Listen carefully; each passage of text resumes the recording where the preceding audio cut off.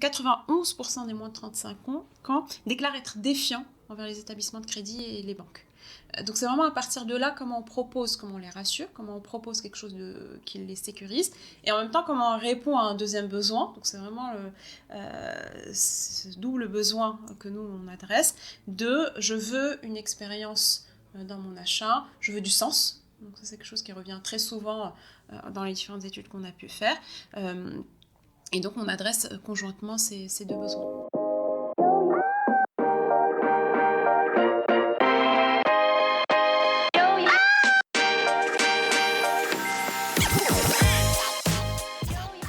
Bonjour et bienvenue parmi les Digital Doers, votre podcast source d'inspiration pour les acteurs de l'innovation.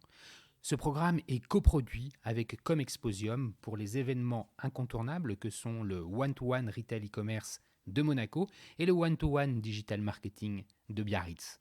Je suis Cyril Duplessis, acteur du changement dans le digital depuis plus de 20 ans. Je donne ici la parole aux personnalités des différents écosystèmes digitaux en France. Qu'ils soient prestataires, annonceurs, marques, retailers ou pure players, ils sont des acteurs engagés dans leur business et l'innovation fait partie de leur quotidien.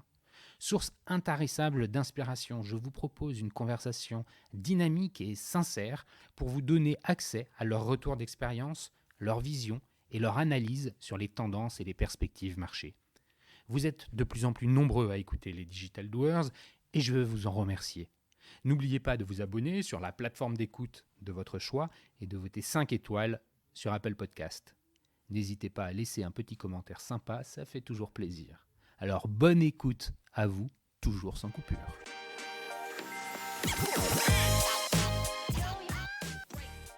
Aujourd'hui, je vous invite à poursuivre notre connaissance du paiement en ligne, secteur en pleine mutation, avec la découverte d'un nouvel acteur sur le marché français, mais qui est déjà le leader mondial du paiement fractionné. J'ai nommé ClearPay dans la maison mère Afterpay, et c'est plus de 16 millions de clients actifs, et depuis l'été dernier, sous le coup d'une acquisition par Square pour 29 milliards de dollars. ClearPay est une plateforme conçue pour faciliter les paiements de la nouvelle génération d'acheteurs. Je veux parler ici des millennials et de la génération Z en proposant le paiement en 4 fois, sans frais et omnicanal. Le parti pris de ClearPay est de proposer une expérience de shopping globale qui commence dans l'application de shopping et se termine par un paiement simplifié. Pour en parler, j'ai le plaisir de recevoir Aïda Fèvre, la directrice France de ClearPay, avec elle nous allons revenir sur les habitudes d'achat et de paiement de ces jeunes consommateurs.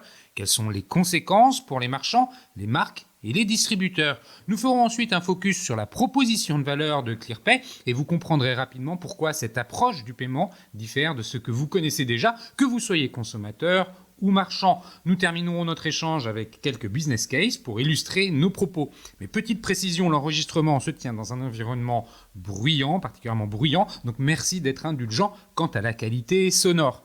Mais avant de commencer, Aïda, pourrais-tu te présenter en quelques mots ? Bien sûr, bonjour Cyril, merci de m'inviter, je suis ravie d'être là aujourd'hui.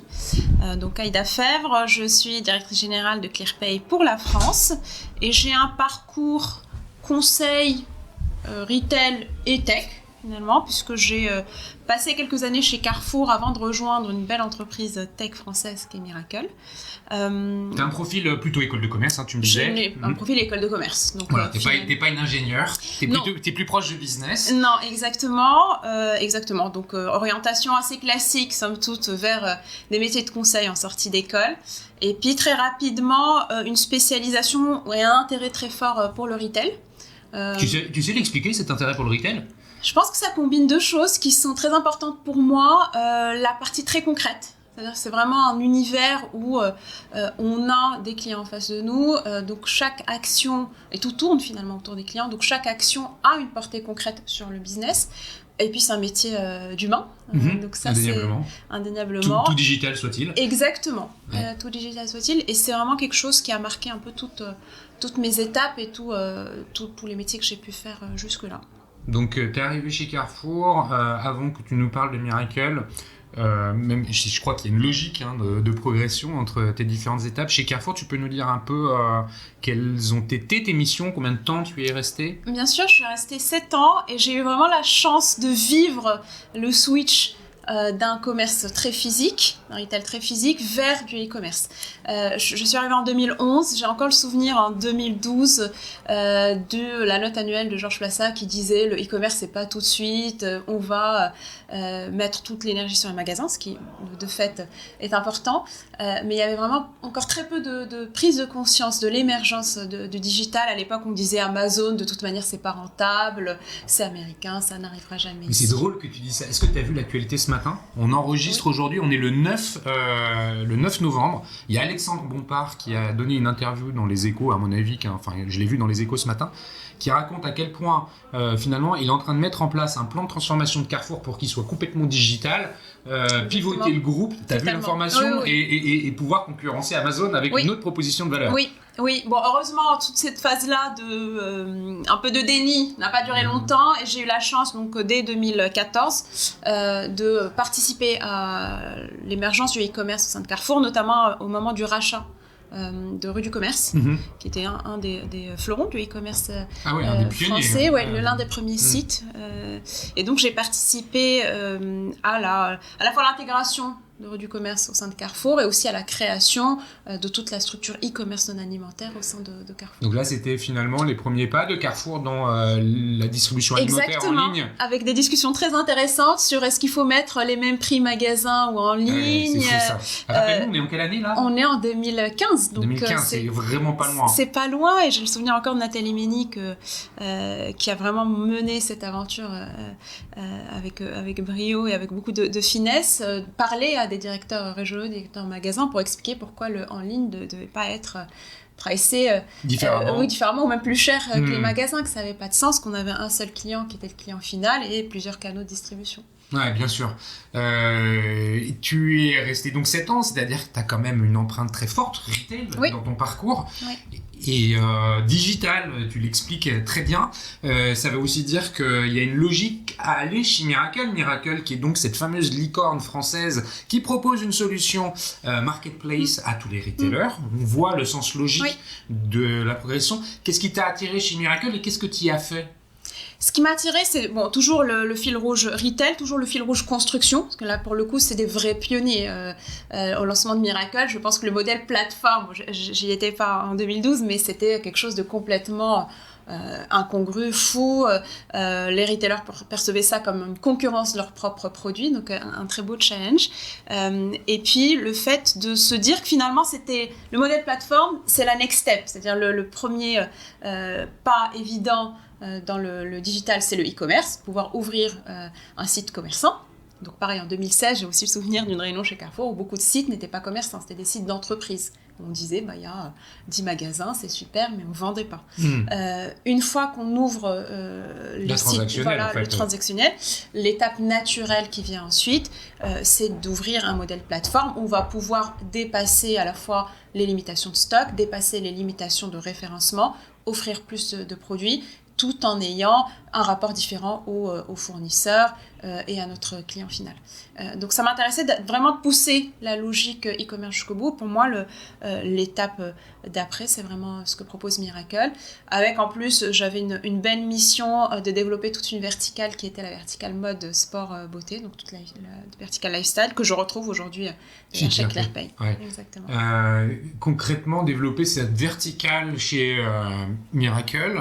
En fait, je comprends que chez Carrefour, tu es passé quand même quelque part d'un généraliste, parce que c'était l'alimentaire, mais Rue du Commerce, c'est loin d'être l'alimentaire. Donc, tu avais une forme d'horizontalité dans les catégories de produits que tu avais en charge, ou du moins sur lesquels tu travaillais, où tu avais une action. En arrivant chez Miracle, tu élargis le concept, parce qu'une plateforme, et qu'une plateforme, c'est donc en fait une marketplace, tu vas avoir un sourcing différent de celui que toi, retailer, tu proposes à tes utilisateurs, mais sur une verticale, donc pour le coup, qui est celle cosmétique mode. Lifestyle. C'est quand même une verticale assez large. Oui. On est d'accord. Concrètement, ça veut dire quoi pour toi ? C'est quoi ton job chez Miracle ? À ce moment-là, c'est d'assurer deux choses. C'est mettre une marketplace c'est vraiment un projet d'entreprise. C'est-à-dire qu'on va venir non seulement mettre un outil technologique formidable, mais aussi repenser toute l'organisation, repenser tout le modèle d'achat, repenser, alors c'est des choses qui paraissent très lointaines, mais repenser même le modèle de rémunération des acheteurs. Bah c'est génial ça. C'est bien la première fois que ça m'arrive. Now recording, c'est reparti. Bon, allez, ok. C'était bon. Ouais, c'était bon, ouais. Donc je disais, je repars de... sur la logistique. Oui. Repenser vraiment le modèle achat, repenser le modèle logistique, repenser l'organisation, parce que derrière, il faut qu'il y ait une organisation dédiée au recrutement des vendeurs. Donc, il y a plein de choses qui ne sont pas visibles. En tout cas, je pense, nous, en tant que juste spectateurs de cette émergence de modèle plateforme, et que l'entreprise qui adopte ce modèle-là, qui achète une marketplace, doit penser. Donc moi, mon rôle, c'était vraiment à la fois faire émerger cette prise de conscience et accompagner les clients Miracle, et notamment sur cette verticale-là, à la construction donc, de l'organisation, de nouveaux process. Donc de ça veut dire concrètement que tu avais un rôle actif dans la définition de la roadmap du client pour lui dire, écoute, l'intégration de cette plateforme, de ce nouveau business qu'est une marketplace va avoir des incidences sur tel et tel métier interne. Exactement. Et ça, pour moi, c'est une des forces de Miracle. Et bon, c'est ce que martèle Philippe Corot sans cesse. C'est pas uniquement un outil technologique, c'est vraiment l'accompagnement business qu'il y a autour. Et moi, j'ajouterais, c'est même pas tant l'accompagnement, c'est déjà l'émergence d'une prise de conscience, l'éducation, et ensuite, effectivement, l'aide et le support sur l'implémentation. Est-ce que là, il faut faire preuve de... comment dire ? Est-ce que tu es confronté à la conduite du changement de façon très forte ? Totalement. Ouais. C'est que ça. Ouais. Et c'est ce qui est intéressant et passionnant, c'est qu'on part de quelque chose qui est très technique, parce que par ailleurs, c'est un très bel outil technologique, et derrière, en fait, on va venir tirer des fils qui sont beaucoup plus de l'ordre de l'humain, encore une fois, de l'organisationnel, du changement. D'accord. Donc là, tu restes combien de temps chez Miracle ? Je reste 1 an et demi. 1 an et demi chez Miracle, et là, il y a quelqu'un qui tape à la porte. Exactement. Donc, est-ce que c'est Nick qui vient te chercher ? C'est qui C'est Rolf qui est le directeur Europe de ClearPay. Donc avec un très beau projet qui est l'ouverture de la France pour ce beau groupe qui est Afterpay, et donc le nom en Europe est ClearPay. Alors, pitch-nous en 30 secondes. Je l'ai fait en intro, qui est Afterpay, mais j'ai pas tout dit. Enfin, par exemple, que c'est australien, oui. Que ça a été coté au Nasdaq, si je dis pas de bêtises, ou non ? À la bourse australienne. À la bourse australienne. Bon, bref.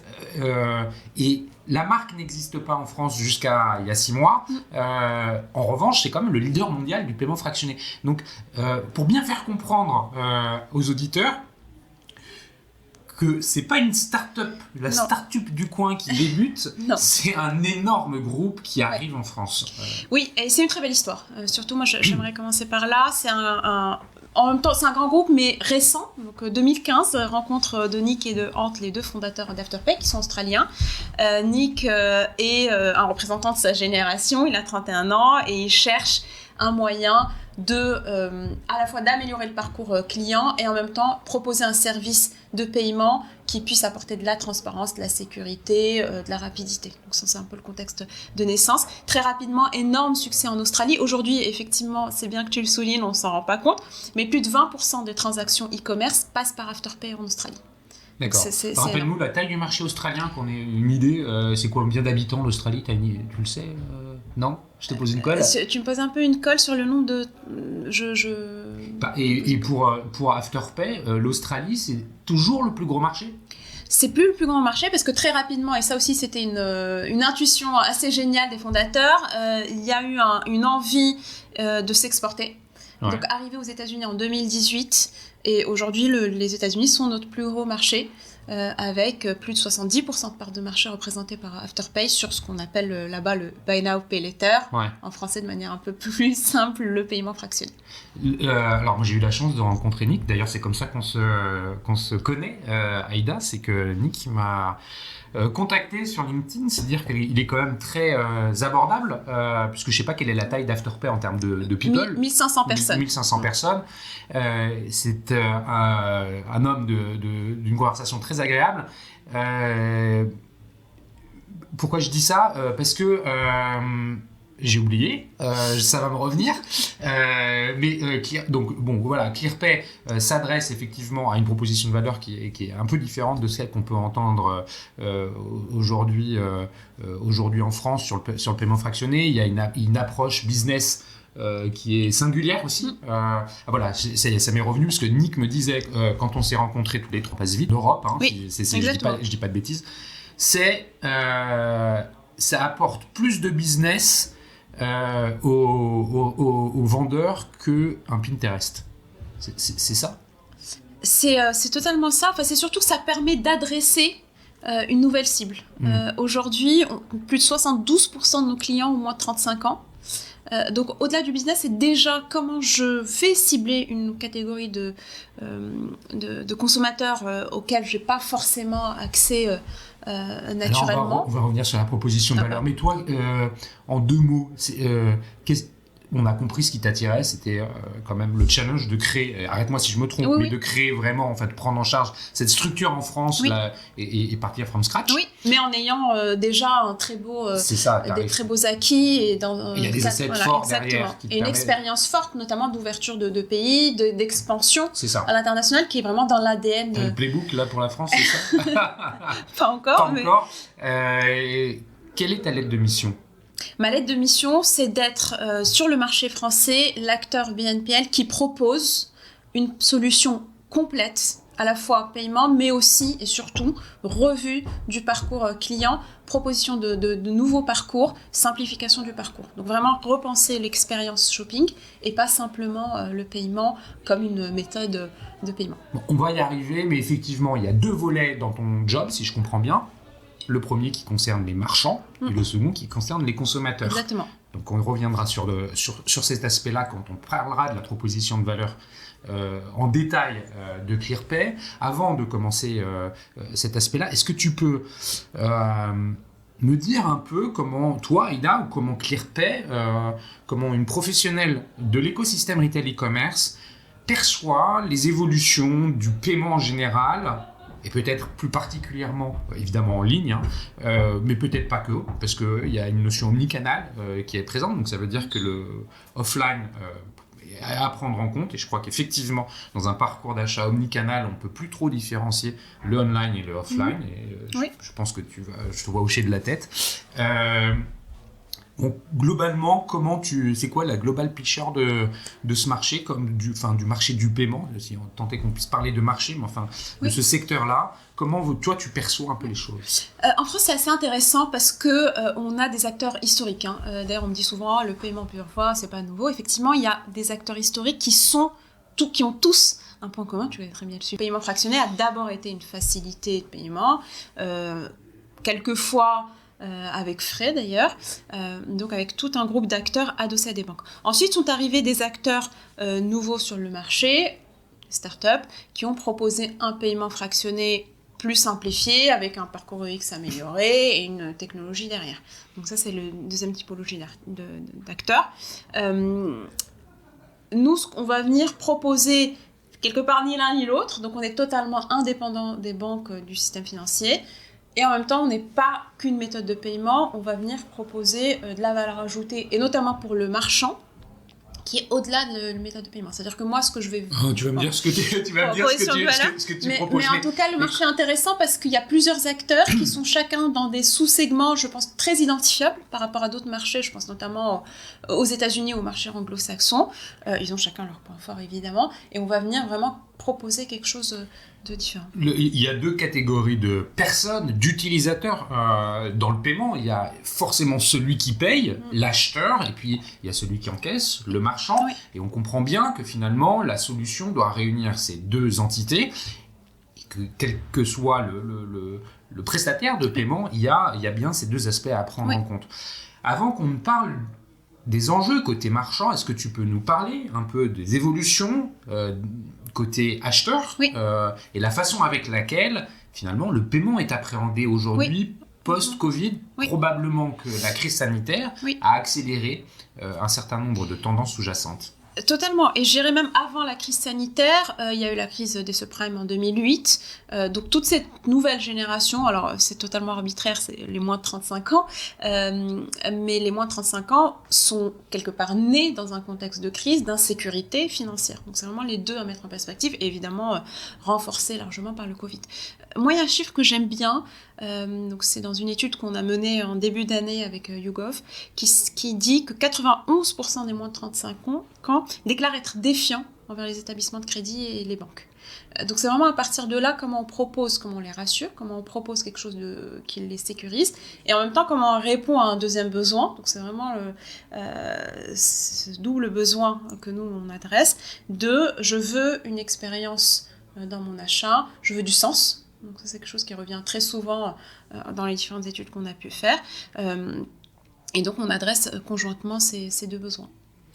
Le consommateur qu'on vise plus particulièrement et peut-être qui est celui qui porte le plus la notion de changement ou d'évolution des habitudes de paiement, et on l'a dit en introduction, les millennials, la génération Z. Alors pour rappel, les millennials sont ceux qui sont nés avant 97, et puis la génération Z, c'est celle qui est née après 97, jusqu'à 2010, si je ne dis pas de bêtises. Bon, globalement, ces deux générations regroupent une catégorie d'âge qui part de la préadolescence, 10-11 ans, jusqu'à 30-35 ans à peu près.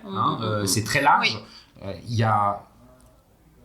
Ils sont pas tous digital natives, même s'ils le sont beaucoup. Ils ont une approche du paiement, en fait, de l'achat de façon plus globale, qui est la consommation, de la consommation qui est pas tout à fait le même. Enfin, ils ont une approche un peu différente. Exactement. On a fait une étude sur la mode en particulier avec Opinionway en septembre, et ça révèle des choses très intéressantes et quelquefois un peu antagonistes. Ça, c'est le joie des études. On a un attachement aux marques qui est très faible, donc moins d'une marque.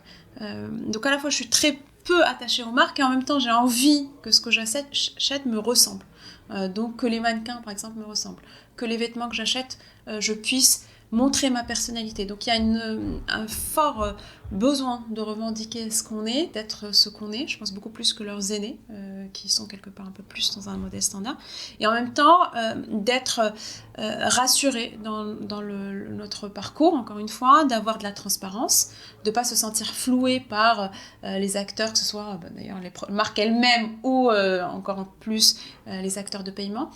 Donc il y a des revendications qui pour moi sont assez fortes, parce qu'on a pu justement comparer les réponses pour les plus de 35 ans et les moins de 35 ans.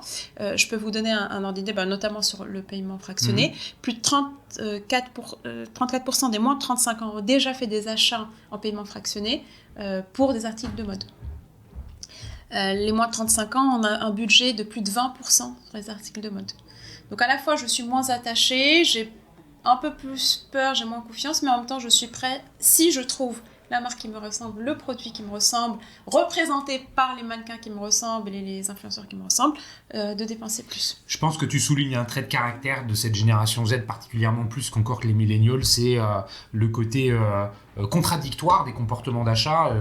Je sors d'un atelier de réflexion autour de ça à l'occasion du salon One-to-One Retail e-commerce de Monaco, où j'ai participé à l'animation d'une réflexion autour de ça. Et effectivement, c'est à la fois une génération qui va vouloir acheter durable, raisonnable, et puis qui en même temps donc va choisir ses marques, être sensibilisée à une forme de durabilité, mais qui va en même temps aller acheter sur Wish ou sur Shein des produits qui sont... revendent sur Vinted. Et qui vont aller revendre sur Vinted. Donc il y a plein d'aspects contradictoires, et je pense que c'est quand même un marqueur fort de cette génération, tu le soulignes justement. Côté des marchands, là, tu viens de parler de l'utilisateur sur le marché. Il est important aussi de donner la parole de prendre la parole sur les marchands, puisque c'est eux qui sont finalement les acquéreurs des flux financiers. Est-ce que tu peux nous dire un peu comment eux s'adaptent? Qu'est-ce qu'ils mettent en place, les enjeux qui sont sur le paiement fractionné. Juste avant que tu n'y ailles, tu répondes à cette question-là, une petite précision sur le paiement fractionné qui en France est encadré par la loi.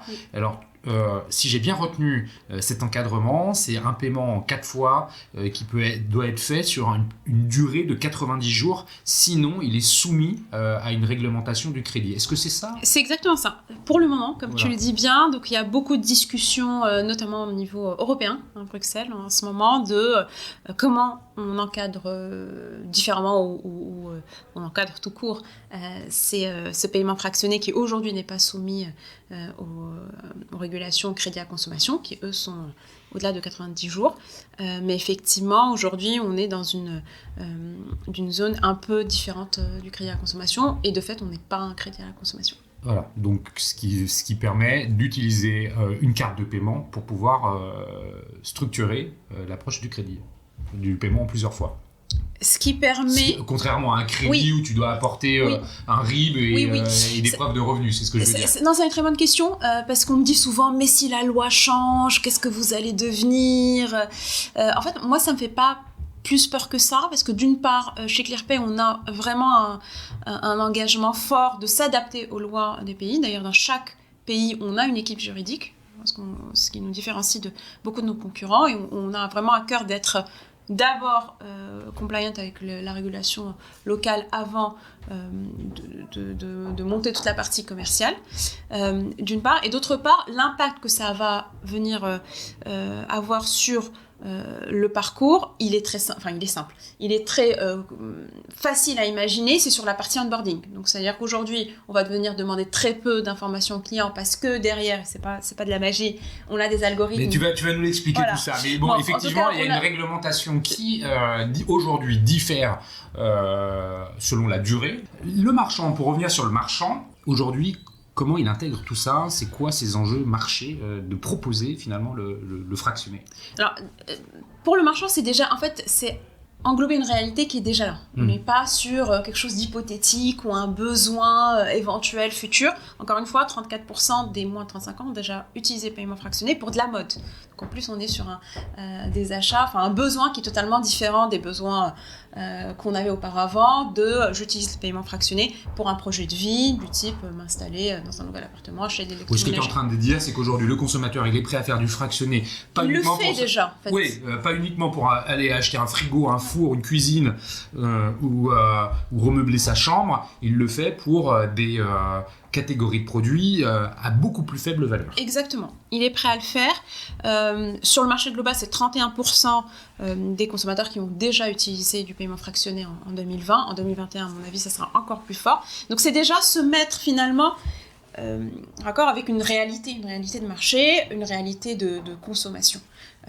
D'une part. D'autre part, on en parlait tout à l'heure, c'est vraiment venir répondre à un besoin d'une cible plus jeune, et donc par là attirer cette cible plus jeune, donc en particulier chez ClearPay où 72% de nos utilisateurs ont moins de 35 ans. Et enfin, je dirais que c'est aussi proposer du service. On parlait tout à l'heure de Miracle et de l'étape après l'e-commerce. L'étape après l'e-commerce, c'est rentrer aussi dans un monde de services où je vais venir proposer aux clients un parcours simplifié, mais aussi avec beaucoup de services autour de son achat, et pas simplement du paiement.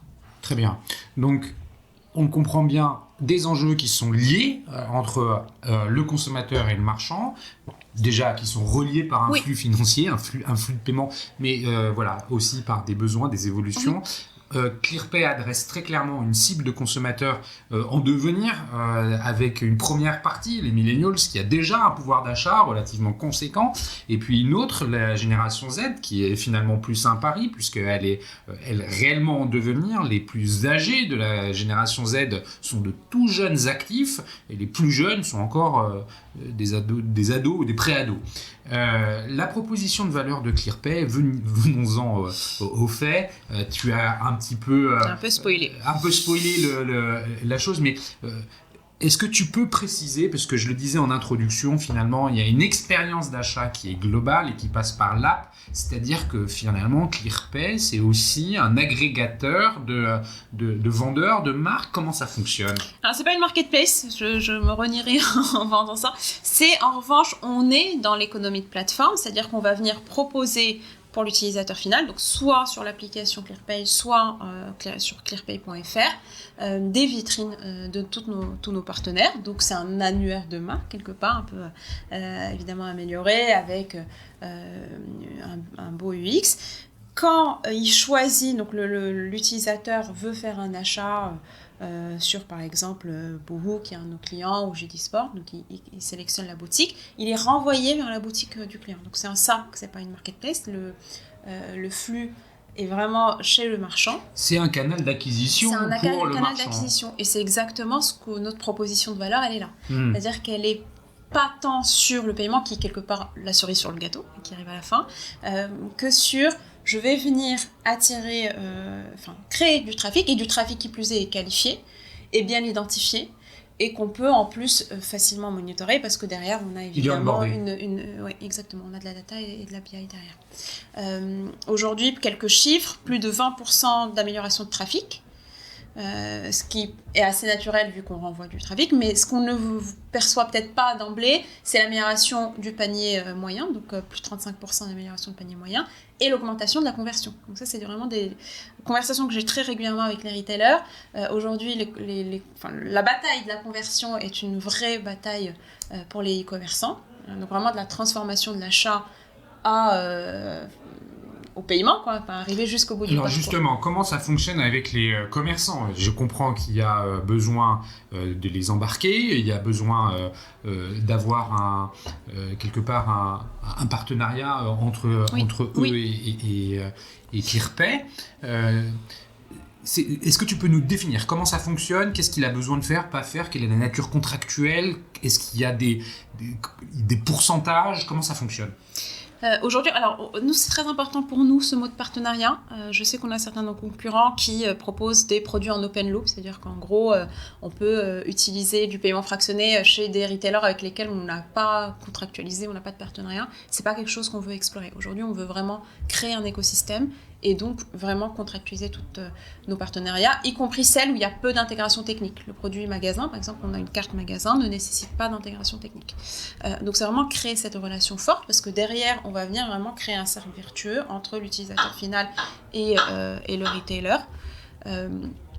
Donc oui, on contractualise. Et comment fonctionne le partenariat aujourd'hui ? Il est à la fois évidemment technique, parce qu'on va venir intégrer une nouvelle méthode de paiement. Oui, donc les partenariats, on a une petite coupure technique. Donc tu disais c'est quelque chose d'important. Exactement, c'est-à-dire que vraiment tout repose sur ce partenariat avec le marchand. Donc on contractualise systématiquement avec nos partenaires marchands, y compris sur des produits qui ne nécessitent pas l'intégration technique, notamment notre produit en magasin. Comment ça fonctionne très concrètement ? Il y a un double partenariat, d'abord technique, puisqu'on va venir faire une intégration technique au niveau du marchand. C'est comme s'il ajoutait une nouvelle méthode de paiement. Sur la page de checkout, tu as un nouveau moyen de paiement. Exactement. Donc ça nécessite de travailler de manière approchée avec l'équipe technique et paiement de nos clients. Et il y a aussi tout un partenariat. C'est un système d'API, j'imagine. Exactement. Ouais. Et qui est global. C'est-à-dire qu'on peut ouvrir plusieurs pays d'un coup. C'est la force d'un groupe international. Il y a aussi un partenariat et qui est très important, nous, dans notre business model, qui est un partenariat marketing et business. Pourquoi ? Parce qu'on a un parti pris fort chez Afterpay de se dire finalement le coût d'acquisition du client final ne doit pas être porté par le marchand, donc on va venir vraiment subventionner et payer tous les frais d'acquisition du client.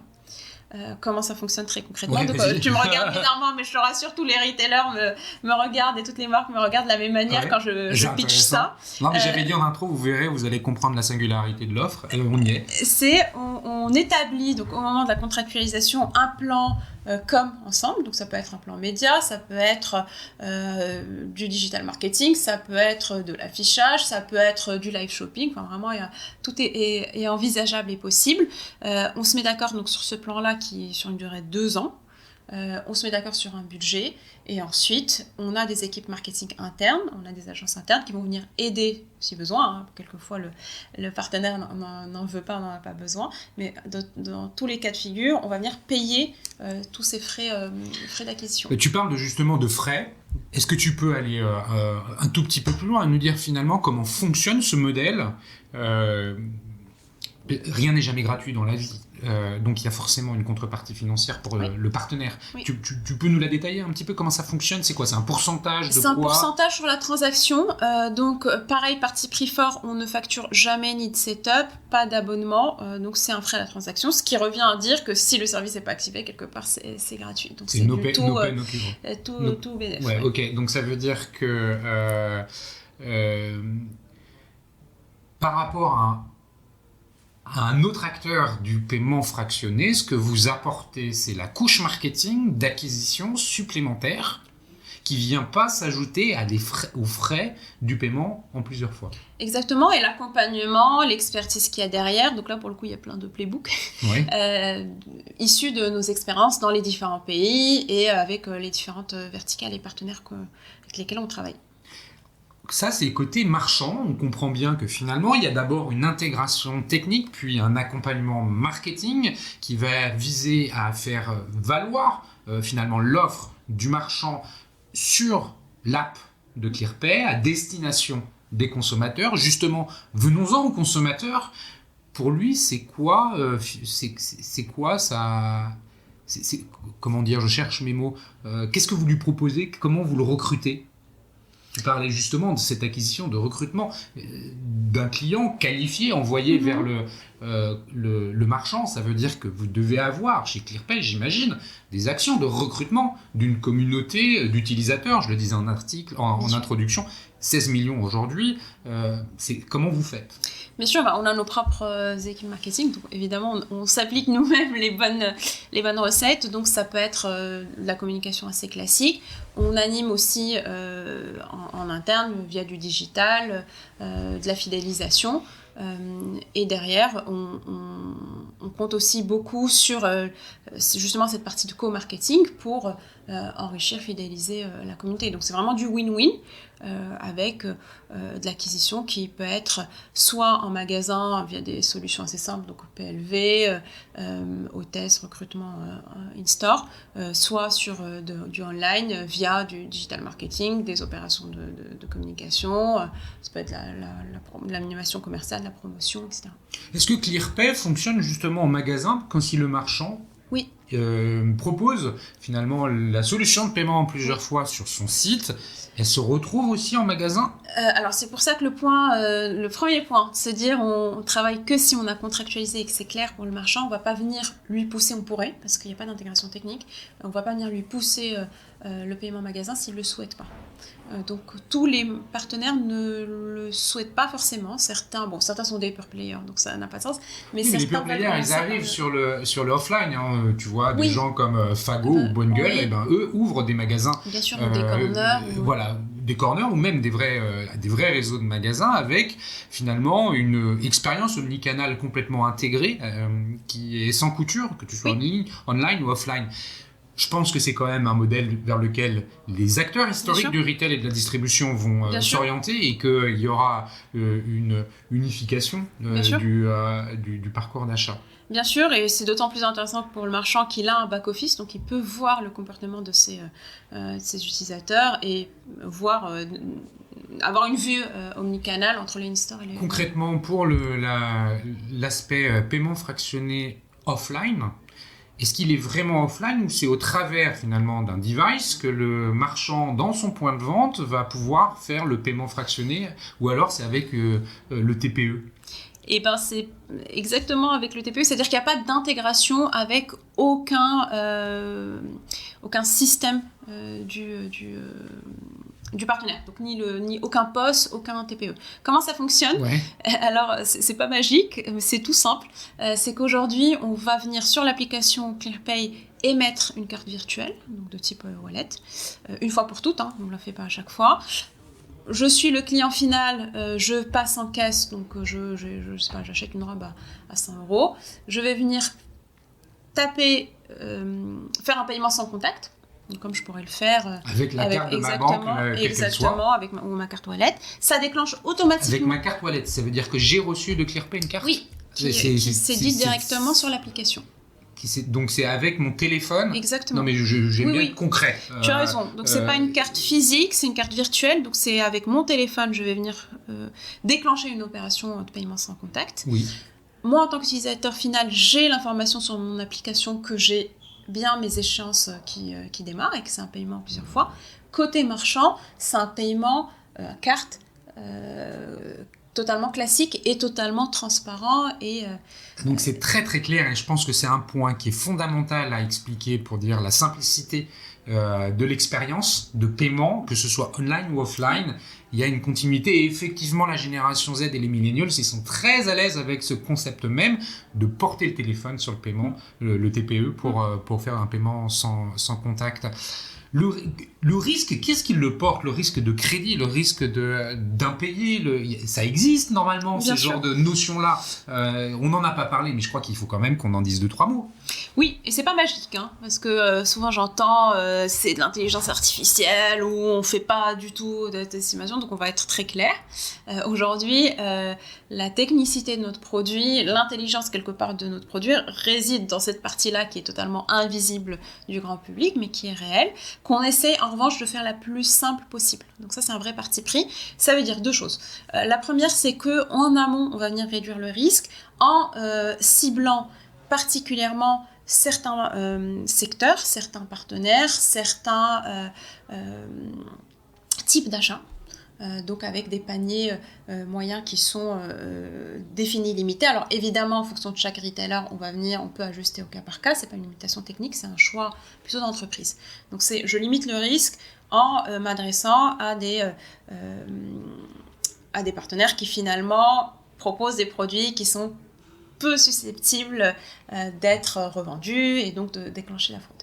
Ça, c'est le premier élément de réponse. Le deuxième élément de réponse, c'est qu'une fois qu'on souscrit, qu'on demande l'adhésion de ClearPay, on a des algorithmes qui se déclenchent. Donc, ce n'est pas de l'intelligence artificielle, c'est juste des algorithmes, mais des algorithmes qui ont été suffisamment, avec le temps, affinés, rendus intelligents, en mettant de l'expertise marché. Donc, on n'a pas quelque chose de global. On affine à chaque fois qu'on ouvre un marché, on a des experts locaux qui vont venir travailler ces algorithmes-là. Et ces algorithmes-là, ils reposent sur plusieurs paramètres. Le premier, c'est de vérifier l'identité de l'utilisateur. Donc c'est très simple, si vous mettez Mickey Mouse, ça ne marche pas. Mais en revanche, donc on a des filtres qui permettent de vérifier que l'identité est réelle. On vérifie le risque de paiement, c'est-à-dire se dire en fonction de l'habitude d'achat du client, si c'est son premier achat ou pas, de ce qu'il achète, on peut aussi anticiper le niveau de risque. Et évidemment, il y a aussi des algorithmes côté fraude et côté paiement. Donc ça, on travaille très en proximité avec les partenaires paiement là-dessus. Quelle garantie vous apportez aux marchands? On prend totalement le risque, pardon. Okay. J'aurais dû commencer par ça. On prend à 100% le risque, mais on est totalement confiant dans notre modèle. Bon, déjà parce que ça fait plusieurs années qu'on le teste, qu'il est totalement éprouvé. Et vous n'auriez jamais accepté de prendre le risque si vous n'étiez pas confiant dans le modèle, ce qui est quand même... Et on a 98% de personnes qui payent aujourd'hui sans retard. Donc c'est un score énorme. Oui, alors en France, en l'occurrence, c'est peut-être un pays où on paye plus parce que c'est pas une carte de crédit au sens américain du terme. Effectivement, c'est une carte mais de on retrouve les mêmes niveaux dans les autres pays. Très bien. Donc voilà, ça c'est quand même quelque chose d'important qui doit probablement rassurer les marchands. Alors, quand je dis marchands, est-ce que dans la réalité, vous avez à la fois des distributeurs, des marques, des pure players? Exactement. C'est très varié. Exactement, c'est très varié. On est toujours dans cet esprit-là de créer une communauté de shoppers, une communauté de partenaires, un écosystème. Donc là, on part vraiment plus du besoin client final, plus de son besoin d'acheter des achats lifestyle, encore une fois, des achats plaisir. Donc c'est plutôt ça notre driver. Ça c'est important ce que tu dis, parce que finalement c'est une notion qu'on n'a pas vraiment évoquée, mais sur ClearPay, en tant que consommateur, je ne vais pas avoir 100% des catégories disponibles en ligne. Ça va être, il y a un parti pris chez vous, lifestyle. Est-ce que je vais pouvoir aller acheter de l'électroménager, ou est-ce que je vais pouvoir aller acheter des plantes vertes? C'est à la fois un parti pris et un enseignement. c'est-à-dire qu'on existe depuis 6 ans maintenant, on sait exactement ce qu'achètent nos clients. Alors, je ne sais pas si on peut rentrer dans les détails des cas clients aujourd'hui. Mais si, vas-y, voilà. C'est une bonne transition. Des chiffres très intéressants, si on prend par exemple la verticale beauté, donc le produit de beauté, on se dit, paiement fractionné sur cette verticale-là, ça paraît peut-être un peu incongru. Aujourd'hui, plus de 30% de nos clients ont acheté des produits de beauté et 70% achètent sur une base récurrente. Donc on comprend l'usage de ces produits-là. Exactement. Donc pour te répondre, c'est à la fois le parti pris de l'entreprise, qui est de se dire voilà, quelle est ma stratégie commerciale, quel est mon positionnement, mais aussi renforcer parce qu'on peut voir en termes de comportement d'achat. D'accord, donc justement, parlons un petit peu des business cases. Ça va venir apporter ça va contribuer à éclairer un peu finalement ce que tu nous as raconté sur la façon avec laquelle ClearPay adresse le marché du paiement fractionné. Je crois que tu as une marque à évoquer avant de parler d'une verticale qui est celui du lifestyle. Oui, totalement. C'est un cas très intéressant parce que ça rejoint la question que tu posais tout à l'heure sur le in-store online. C'est Levi's qui a fait le choix aux États-Unis d'être live aussi bien en online que sur ses 500 magasins. Donc c'est un réseau très important. Une marque qui est déjà bien installée, qui quelque part a déjà une fidélité, une communauté d'acheteurs. Ce qu'on remarque aujourd'hui, c'est que grâce à Afterpay, ils ont augmenté leur base de clients de 20%. 20% de trafic supplémentaire, aussi bien en online qu'en offline, et qu'il y a eu aussi, parmi ces 20%-là, 90% étaient des acheteurs fidèles d'Afterpay. Donc ça rejoint l'idée d'avoir une communauté, non seulement avoir une communauté bien identifiée de jeunes, quelque part, tu es en train de dire que c'est des nouveaux clients. Exactement. Donc ça génère des nouveaux clients et des clients qui sont fidèles, puisque dans 90% de ces nouveaux clients, on fait déjà plusieurs achats chez Afterpay. Donc c'est une garantie d'apporter aussi de la fidélité et de la fréquence, et quelque part de cibler des acheteurs fidèles du premier coup, si on peut le dire. Donc ça, c'est un partenariat qui existe déjà depuis quelques temps aux États-Unis. Exactement, depuis 2 ans aux États-Unis, et donc étendu au in-store avec un réseau important de 500 magasins. Alors je souhaite que ça puisse s'étendre à nouveau sur le territoire français, qui je pense a un business model qui doit être très proche de celui des États-Unis, dans le sens où effectivement il y a bien des magasins Levi's en France. Et l'autre point que tu voulais évoquer et que tu mentionnais avant qu'on allume l'enregistreur de notre conversation, c'était sur une verticale. J'en parlais, donc la verticale beauté, qui pour moi est assez emblématique finalement de ce switch des besoins consommateurs. Donc comme on le disait avant, j'utilisais le paiement fractionné pour un projet de vie à long terme, sur des produits quelque part coûteux, qui étaient de l'investissement. D'ailleurs on disait facilité de paiement et non pas paiement fractionné à l'époque, vers un switch vers un besoin de consommer peut-être de manière plus fréquente, d'étaler mon paiement parce que quelque part je veux avoir la maîtrise de mes finances. J'ai par ailleurs la technologie, donc via une application ou sur ma plateforme web, qui me permet de suivre tout en tant qu'utilisateur final, tous mes achats, tous mes échéanciers, d'avoir mes marques préférées. Donc c'est vraiment un switch de besoin client vers un besoin beaucoup plus récurrent, beaucoup plus ancré dans des achats de tous les jours. Et donc la verticale beauté avec ces deux chiffres-là, donc 30% d'utilisateurs Afterpay qui achètent de la beauté et parmi eux 70% achètent sur une base quotidienne, est assez frappant. Aujourd'hui, on a des très belles marques dans le domaine de la beauté. Je pense notamment au groupe Estée Lauder. Une petite coupure téléphone, voilà. Estée Lauder. Estée Lauder, je pense au groupe Clarins également. Je pense aux marques de Kendo Beauté qui appartiennent à LVMH. Donc on a un très beau pool aujourd'hui de marques beauté et une très belle fréquence, une récurrence d'achat. Et encore une fois, je reviens sur la conversion parce que ça me tient à cœur. Sur un de ces acteurs-là, la conversion est montée jusqu'à 7%. Ça veut dire, attends, très concrètement, 7% du flux qui est drivé depuis ClearPay. Exactement. J'imagine majoritairement depuis l'app et relativement peu depuis le site web. J'imagine que les utilisateurs sont mobile first.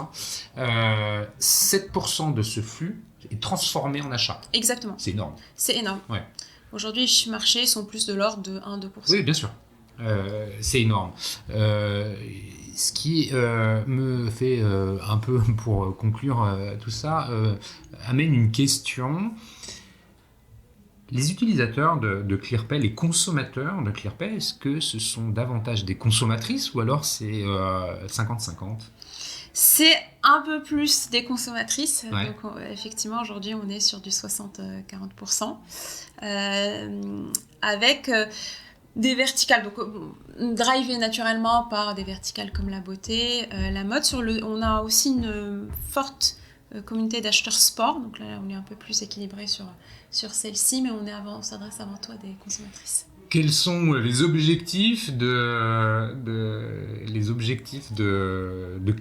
je sais pas, pour la France à court moyen terme? Est-ce que tu peux nous dire un peu quelles sont vos ambitions quelque part, hein? Notre ambition, c'est de devenir le réflexe premier quand en tant que consommateur, je veux avoir un parcours simplifié et pouvoir payer en plusieurs fois.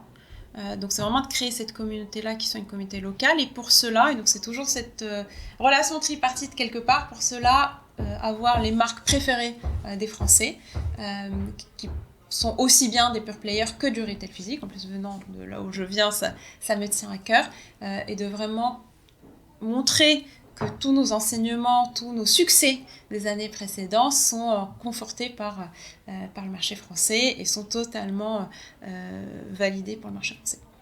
Écoute Aïda, je pense que c'est un bon mot de la fin. Merci beaucoup pour cette analyse du marché. Merci beaucoup de nous avoir éclairé sur une façon nouvelle de porter une offre de paiement fractionné, d'adresser ce marché sur un segment de consommateurs bien défini et qui effectivement est plein d'avenir en termes de pouvoir d'achat. On a bien compris l'intérêt que les commerçants pouvaient avoir à utiliser une solution comme ClearPay, parce qu'il y a en plus de ça la notion d'acquisition qui entre en ligne de compte. C'est pas juste un opérateur du paiement fractionné. Merci à vous tous qui écoutez les Digital Doers. Vous êtes toujours plus nombreux et ça me fait plaisir. Merci à comme Exposium et au One-to-One Retail e-commerce de Monaco pour son support à ce podcast. Aïda, avant que je te dise au revoir, si on veut te contacter, c'est quoi? C'est LinkedIn? LinkedIn, Aïda Fèvre. Donc, voilà. C'est le meilleur moyen. Donc, exactement. Merci pour tout. Merci à vous tous. À très bientôt. Merci beaucoup Cyril, à bientôt.